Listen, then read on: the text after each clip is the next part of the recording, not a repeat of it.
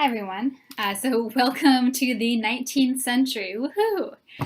We've made it through quite a bit of material thus far, and for the next few weeks we will be continuing to work with more imaginative literature.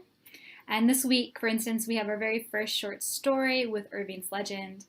The lecture for today, however, will be emphasizing some notable changes that we see occurring in the 19th century, including transformations in American policies toward Native Americans more specifically.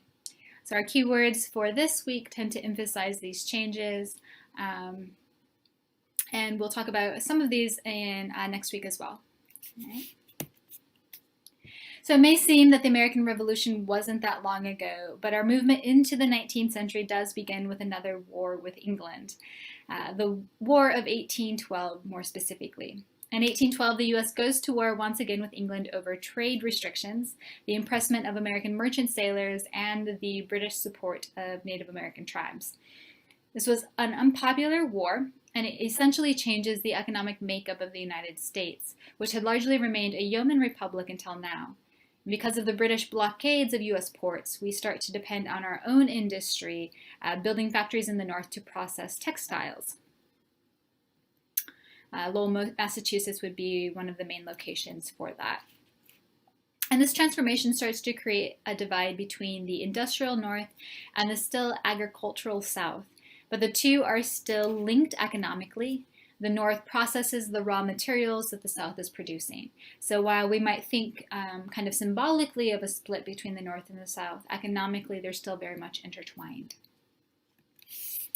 These changes help start what scholars call the Industrial Revolution in the United States, one linked specifically to the textile industry. And there's a second, more massive revolution in the latter half of the century that's linked to steel production.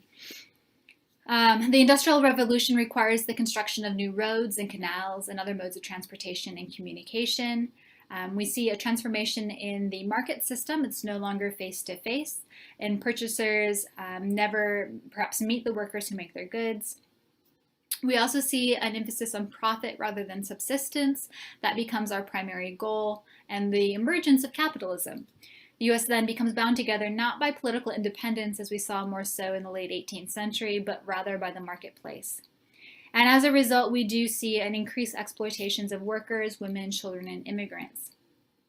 And this period of transformation is also what we sometimes term the market revolution. It's a more encompassing term, one that thinks about the impact of the introduction of capitalism on our economy, politics, and culture. But it also speaks to the period's driving interest in cultivating and making profit from the Western territories. So the market revolution, in fact, expanded and intensified commercial agriculture and trade, financing internal improvements to and development of Western territories, which was largely supported by Jefferson's presidency with the purchase of the Louisiana Territory, as your slide points out.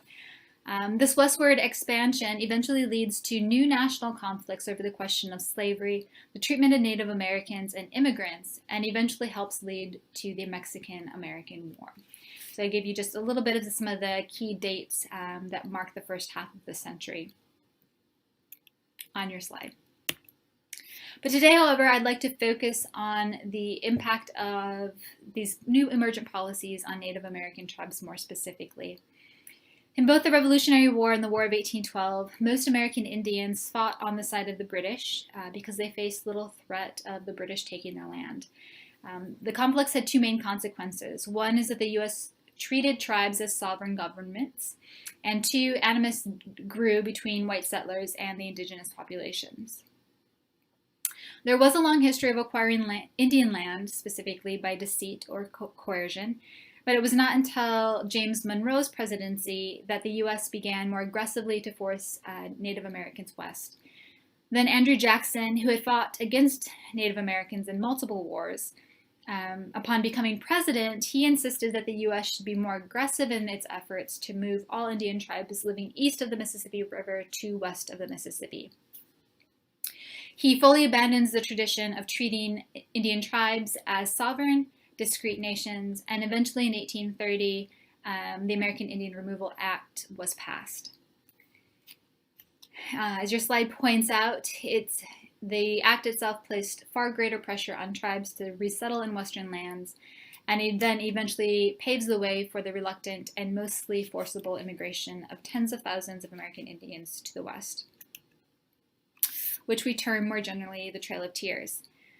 Relocation technically begins in 1831, but it intensifies as we move into 1838 with the Cherokee Nation, which was a forced removal of the Cherokee Nation tribe, largely instigated by the discovery of gold on the Cherokee land in Georgia, which led to this conflict.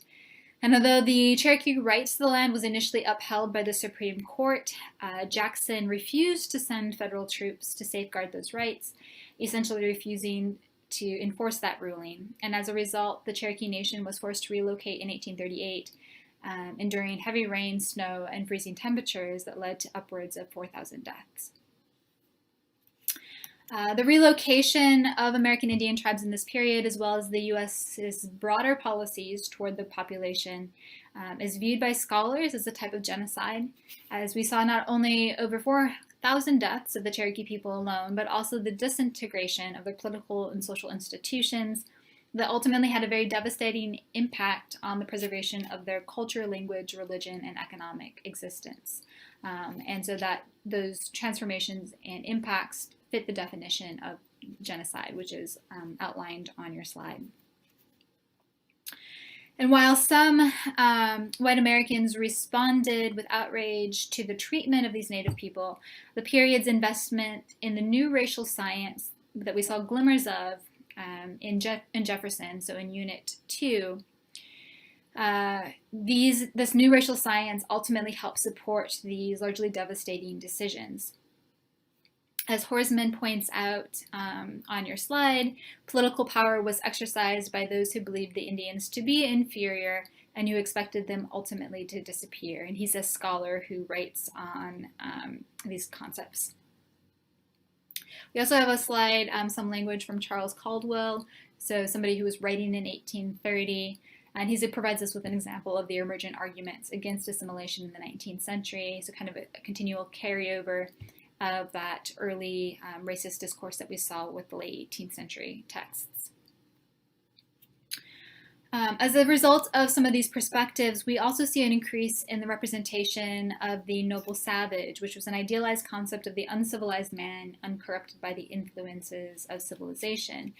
As a member of a vanishing race, so the noble savage transformed into somebody who was a member of this vanishing race.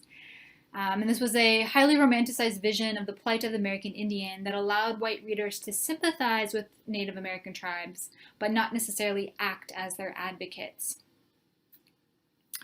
And this romanticized vision, in fact, was supported by the belief that the Native population was inherently weaker, as John Coward notes in his study of the time period, so inherently weaker in comparison to the Caucasian race. So again, you should still hear kind of that resonance of the late 18th century racial discourse that we talked about in our prior unit. So most of our texts for this week takes up the political positioning of Native Americans at this time. And the Cherokee Memorials was published at the passing of the Indian Removal Act, and Apis, who we've heard from already when we were studying Rowlandson, there's a quote from him on the Mary Rowlandson PowerPoint, he offers a scathing critique of so-called white superiority in his Looking Glass work. Sigourney, who was a white woman poet who worked both for the establishment of Native American and African American rights, she offers us an example of the vanishing motif. And so some of the discussion questions for this week thus asks you to consider how our texts explicitly engage with this historical context. And these are also posted on Blackboard, of course. But as with before, it is important to keep in mind how white American readers unquestioningly accepted the new territories and native lands as their right. An accompanying westward expansion was the belief that it was the U.S.'s manifest destiny, or as O'Sullivan stated in 1845, so our manifest destiny to possess the whole of the continent. He says, and the quote's there, to possess the whole of a continent which Providence has given us the development of the great, that Providence has given us for, the development of the great experiment of liberty. God, or here Providence, has offered these lands, or so the argument went, for the great experiment. And here we should definitely hear echoes of Winthrop's City Upon the Hill and of American exceptionalism. So we're definitely seeing kind of a carryover from that earlier discourse well into the 19th century as well. So this so-called destiny created new social and political problems. In this period, we see an influx of Irish Catholics in the East and Chinese laborers in the West, and many of these immigrants worked in factories, built our transportation system, and helped civilize, quote unquote, the West. Yet some Americans that termed themselves nativists grew hostile to this influx of new cultural and religious identities, and immigrants increasingly faced mob violence, anti-foreign political organizations, and anti-immigration policies. That should sound a little familiar, unfortunately. So scholars of early American literature often approach this period then with an interest in how this developing landscape, literally the acquisition and cultivation of new land, impacted American perceptions of their identities and the values that they hold. And this way they practice what we call eco-criticism or eco-critical thought. And there's a brief definition of eco-criticism on your slide. It basically offers new ways of approaching literary analysis by theorizing and deconstructing human-centered scholarship and eco-studies, thinking about things like imperialism and ecological degradation, agency for animals and plants, gender and race as ecological concepts, and problems of scale. For the early American period, scholars might look at the conflict between urban and rural lifestyles, as Marx notes in the quote on your slide, or they might look at the romanticizing of native tribes as belonging to kind of a wilderness, a Garden of Eden that will eventually fall. They might consider how texts in this time period were imagining westward expansion, focusing on depictions of back settlers, as we saw in Krebskor's text, or looking for hints of it in short stories like Irving's Legend. Which brings us to the final text I'd like to talk about today. For Irving's Legend does seem, if we attend to it closely, interested in the concept of land and land acquisition. He was our first professional U.S. author who has no memory of the American Revolution, and in this way he is a new kind of American, but one really interested in the transformations occurring in the U.S. at the time period he was writing in. His Legend of Sleepy Hollow was published as part of a series of sketches that came out in 1819 to 1820, and this collection becomes a bestseller in the U.S., pitched to Americans who are newly invested post the War of 1812 in developing a distinctly American literature. So while these Americans came together, so to speak, through their reading of Irving, this is the print culture thesis at work, they were doing so when the U.S. was distinctly splitting apart. At this time, Irving was publishing then during the establishment of the Missouri Compromise, which pretty much like drew a line between that North and the South. So as a result, as you approach Irving's work, do keep in mind in how he was addressing the kind of westward expansions and other transformations in this time period that led to things like the Indian Removal Act. And so I have a second set of discussion questions here that are associated specifically with Irving's Legend. I think some of our texts for today speak to each other in interesting ways, but they also can be thought about as kind of their own unique, distinct entities. So hence we have kind of two sets of discussion questions. But as I said, I think that all of the readings for this week kind of deal with the new changing landscape that we see emerging in the 19th century and the kind of national conflicts that are haunting us even from the 18th century as it carries over to the 19th century. So definitely think about which text you might want to write on for your discussion postings. Next week we turn to Emerson's Nature, which is a very difficult text. There will be no reading quiz and only one video to watch rather than two. So tune into my discussion video, and I look forward to hearing your thoughts of our readings for this week. Thanks for tuning in.